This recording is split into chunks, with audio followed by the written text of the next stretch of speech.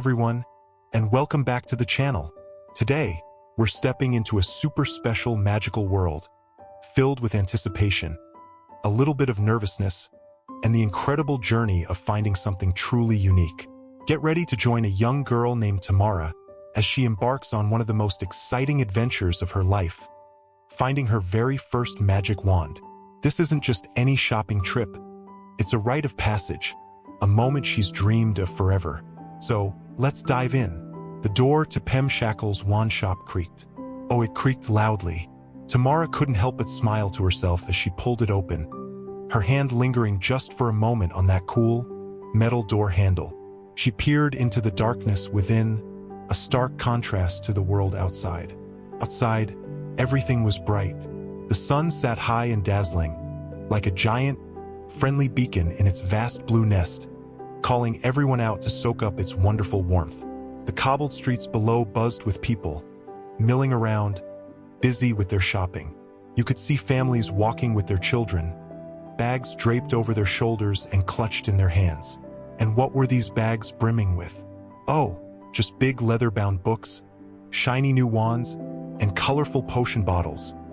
The kind of stuff that just makes the air outside crackle with pure excitement. But stepping over the threshold into PemShackle's shop, it was totally different. It was quiet. It was peaceful. Tamara found herself in a small room, dimly lit by just a single lonely bulb hanging from the ceiling. A thin stream of sunlight, almost like a secret spotlight, filtered in through a tiny, circular window right in the door.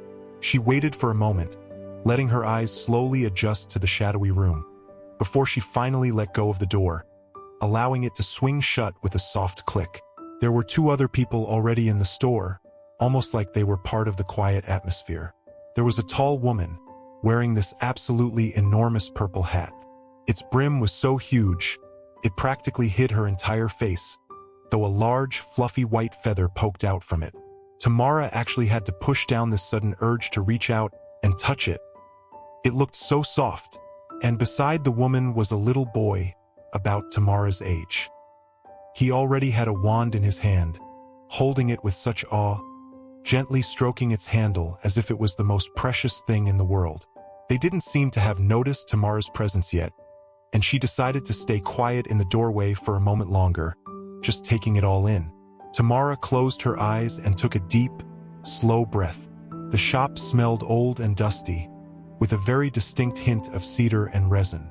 But more than that, it carried the comforting scent of wood and mothballs, a smell that instantly reminded her of her grandmother's attic, a place filled with so many cherished memories. Opening her eyes again, she looked more closely at her surroundings. Right in front of her was a short, sturdy oak desk, and behind it, a rich, red velvet curtain. It was slightly parted, just enough to reveal a long, dark corridor stretching into mystery. She could hear someone moving things around on the other side of the curtain. A soft shuffling, a gentle clinking of wood. Tamara suddenly realized she was holding her breath. This was it. She was finally going to meet PemShackle himself. You see, PemShackle was kind of a legend in her household. He was the person who had sold everyone she knew their wands. Her mother had a PemShackle wand. Her grandmother had a PemShackle wand. The excitement just buzzed in her stomach, like a swarm of happy fireflies. She couldn't believe it. Here she was, finally ready to get her very own wand. Taking that very first step towards what felt like her future as a wizard, Tamara's mind was flashing with images from all the stories she'd been told ever since she was a little girl. All she had ever wanted was this: to be like her family, to be like her amazing mother, to be a great wizard. This was a moment she had dreamed about countless times. She couldn't wait to show her mother the wand that PemShackle would help her choose. When they had first left home for this big shopping trip today, Tamara had actually begged her mother to let her go into PemShackle's alone. Somehow, it just made her feel more grown up, more independent. When she'd imagined this very moment in the past, she was always alone in the shop. It felt like a truly private time, a sacred space where she and her magic would finally collide and form an eternal bond. But now that she was really here, in this magical place, She found the presence of the woman and the boy surprisingly comforting and reassuring. It was nice not to be completely alone in such a momentous occasion. Tamara refocused her attention on the desk in front of her and that mysterious corridor beyond. She suppressed a huge grin, trying to keep her excitement in check, as she reached a shaky hand towards the small, gleaming bell on the desk. She let it ring just once. Ding! Almost immediately, she heard a faint sound, like wood and sawdust pattering softly to the floor from behind the curtain. She quickly glanced around to see if the others had noticed the commotion too, but they were totally absorbed in their own world, completely otherwise engaged. In fact, the woman's enormous purple hat was now actually levitating off her head. Tamara's eyes widened in disbelief as she watched the boy, who had raised his wand, seemingly in the woman's direction. He looked just as surprised to be doing magic as Tamara was to see him do it. His eyes were huge. Just then, an old man appeared from the hallway behind the velvet curtain. He had this wild, wiry hair and thin-rimmed glasses perched right on top of his nose, giving him a very wise look. Can I help you?" he asked Tamara, his voice soft and gentle, but somehow it seemed to carry the wisdom of ages, almost as if every word was ancient knowledge. The moment he spoke, the little boy fumbled, and his wand slipped from his grasp, dropping to the floor with a soft thud. Tamara turned just in time to see it roll away from him across the dusty floor. The woman, whose hat had gently floated back down, straightened it on her head. She furrowed her eyebrows as she looked down at the little boy, who gazed back up at her shyly and just shrugged, as if to say, "Oops." Tamara quickly suppressed a giggle, biting her lip to keep it in, and turned back to face Shackle. The skin at the corners of his eyes crinkled with quiet, knowing laughter. She imagined he'd seen many young wizards in training drop their wands over the years.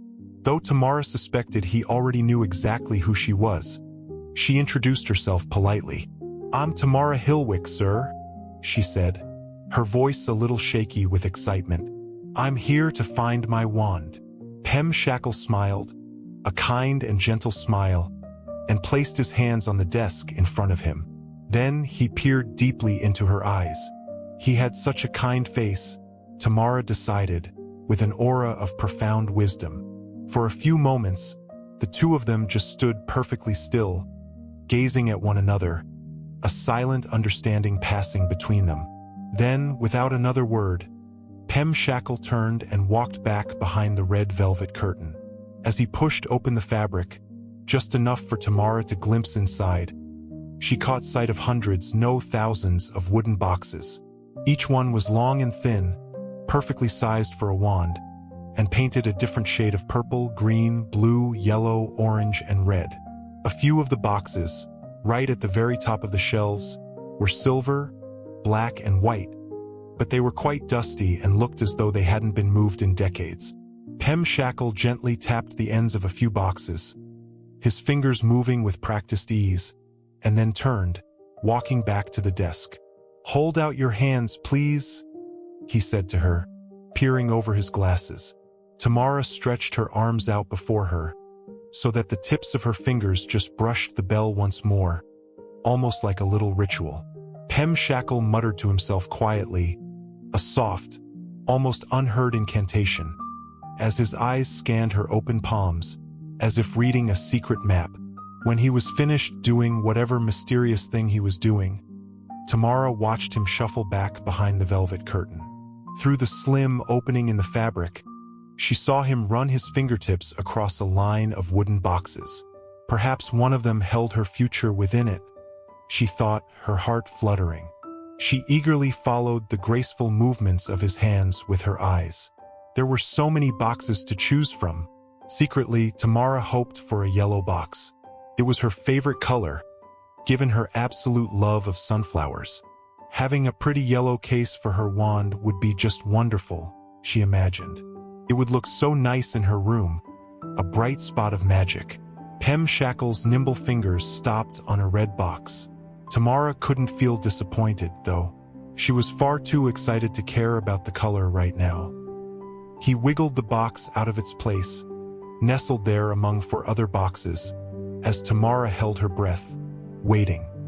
Shackle then moved the curtain out of the way and returned to the main room where she was standing. He placed it gently on the desk right in front of her. Tamara felt her heart begin to beat a little faster. Could this be it? She wondered. She reached out, her hand trembling slightly, and slowly opened the red box. Inside, resting on a soft bed of sawdust, was a thick, rounded wand. Its tip wasn't thin and pointed like her mother's elegant wand. Instead, it looked rather stubby. The handle was quite simple, with no ornate designs, no fancy engraving, nothing elaborate at all. The wood didn't seem elegant to Tamara. In fact, it just looked like an ordinary stick. She knew she couldn't be picky if the wand turned out to be a good match, but she honestly didn't feel drawn to this one at all. There was no magical pull, no spark, no click. Shackle gestured to her with a gentle nod, and Tamara carefully plucked the wand from its sawdust bed. It slipped into her fingers with surprising ease, but it just felt wrong, somehow. It was much too big for her hand, and oddly too smooth, like it had been oiled. She turned it over, feeling the hard wood in her palm, before Shackle gave her a small nod of encouragement. She tentatively flicked her wrist, just like she'd seen in all the stories. Absolutely nothing happened. No hats levitated, no lights flickered, no sparks flew. It was as if she'd never touched the wand at all. The woman and the boy looked over at her, as though waiting for something spectacular to happen. When nothing did, they simply turned back to one another, resuming their quiet conversation. Shackle shook his head gently, a silent understanding passing between them. He then carefully pulled the wand from Tamara's hand and placed it gently back into the box. He carried it through the curtain and slipped it back into the empty spot on the shelf. Tamara tried really hard to refrain from letting out a huge sigh of relief. She didn't know what her perfect wand would look like, but she knew for sure she didn't want it to be so ordinary. As she waited for Shackle to pick something else out for her, she listened to the quiet conversation happening behind her. The woman, it seemed, was the boy's aunt. They were waiting for someone else to meet them before they went on to finish the rest of their exciting shopping trip. Tamara looked over at the boy. He was clearly so excited about the wand he held protectively in his hand, clutching it like a treasure. The woman seemed as though she'd been in this shop 1,000 times before.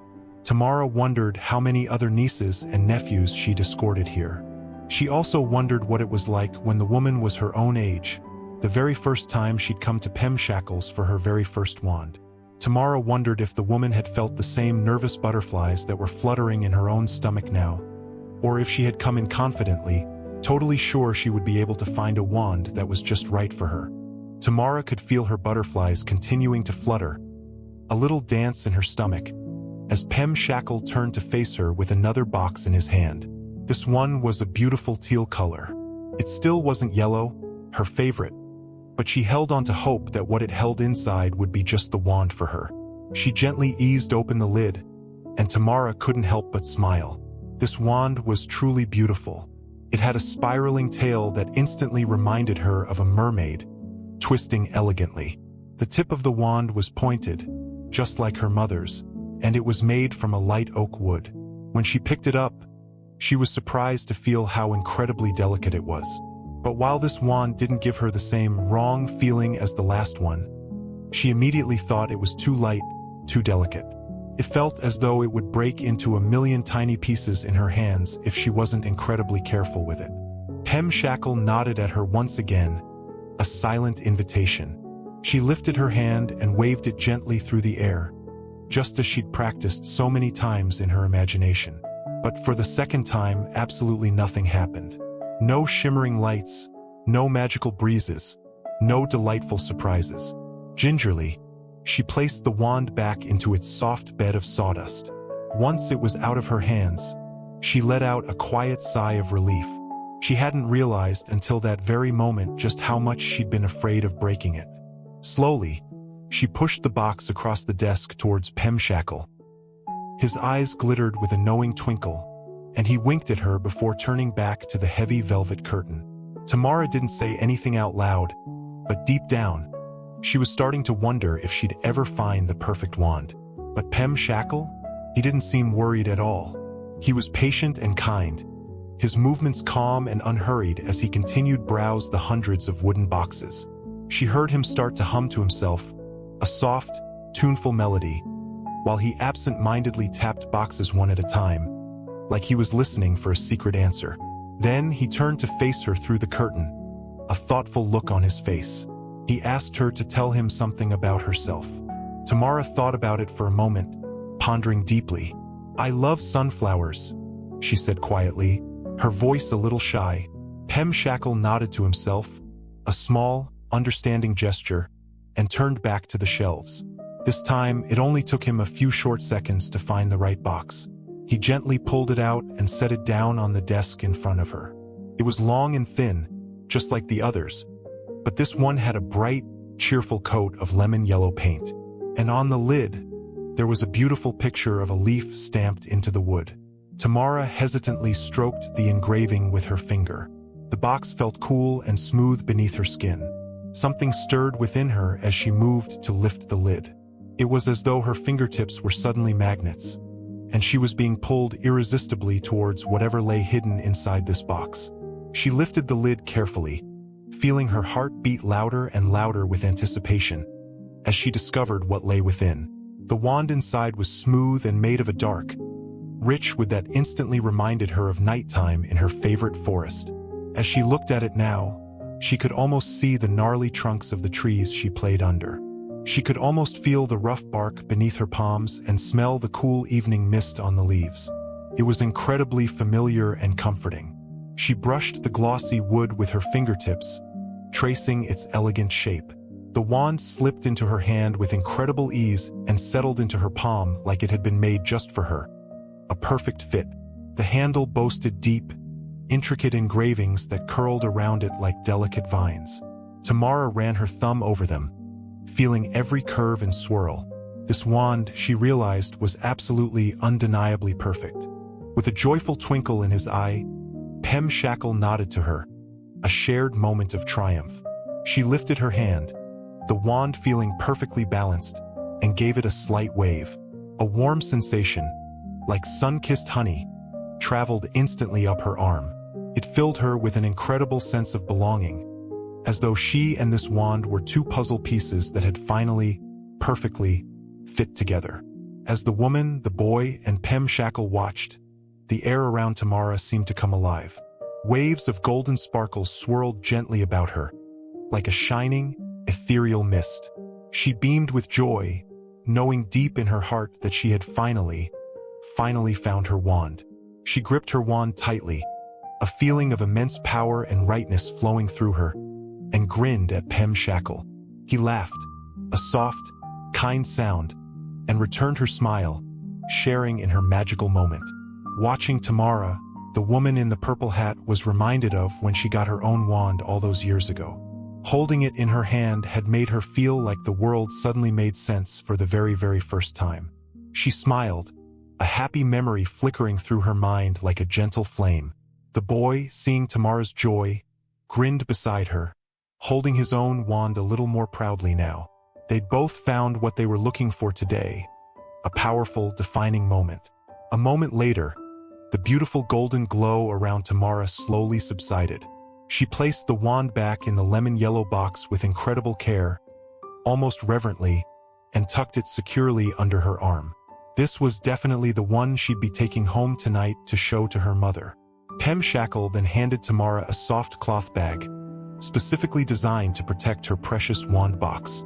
She slipped the wooden box inside, holding it close to her chest, feeling its comforting weight. She thanked Pem Shackle profusely for all his help, her voice filled with sincere gratitude, and then turned and headed for the shop door. As her hand touched the smooth metal handle, she felt a little older, a little wiser, a little more complete than when she'd first entered the shop. Tamara smiled, a private, triumphant grin. She was on her way to becoming a wizard. With that wonderful thought, she stepped outside and onto the cobbled path, leading home.